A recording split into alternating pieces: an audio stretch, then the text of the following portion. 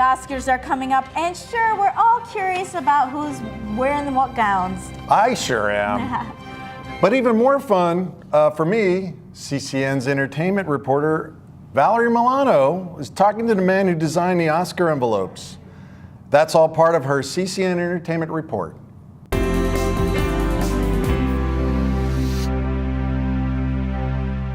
Scott. Hi, Sunita.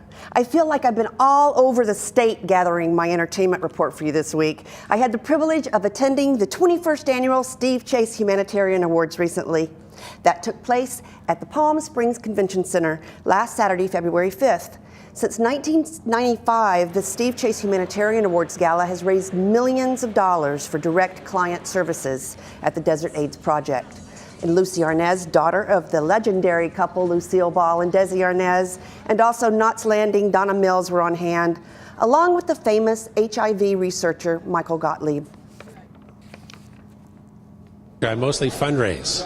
In other words, I'm affiliated with the Elizabeth Taylor AIDS Foundation, and we have a program of mobile clinics in the country Malawi, which is one of the poorest countries in Africa and has a big HIV problem.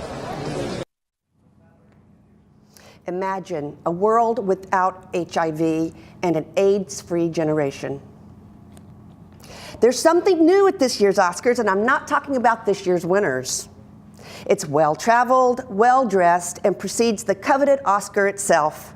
Most people won't notice it, even though it'll be on camera numerous times. It'll be so well hidden, but in plain sight, it'll be practically invisible. But without it, the Academy Awards would grind to a halt. Is your interest piqued?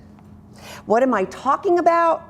Mark Friedland is going to tell you. He's the founder and creative director of Los Angeles-based Friedland Couture Communications. Well, it was a dream come true, and to be sitting there in the audience at the Academy Awards, unbeknownst to me, Tom Hanks came on stage, first presenter to use premiered the envelopes actually, and made an announcement to the world that take a look at these envelopes. They're a work of art in themselves, and it was just, I couldn't believe it. There's about 10 different processes that goes into this, whether it is the hand wrapping of the cards, the printing of the different categories, the die cutting, the engraving. So what you're seeing here is we're now in the final stages of the assembly, now that all the nominees have been vetted, approved by PricewaterhouseCoopers. We want to make sure there's no mistakes. The only two people in the world that get to see the winners are Martha and myself. So a lot of people wonder why, if these envelopes are being put together, how is it that the folks who print those envelopes and come up with the winning envelopes don't know? Well, the way that we keep that a secret is they print up an envelope and a card for every single nominee. So a lot of those unfortunately go to waste, but the individual winners we pick out of the group, put into the envelope and bring those to the show. And you thought it was an ordinary envelope? Who knew? That's all for now. Many more entertainment news on crowncitynews.com and my website, thehollywoodtimes.net. And please don't forget the. Back to you.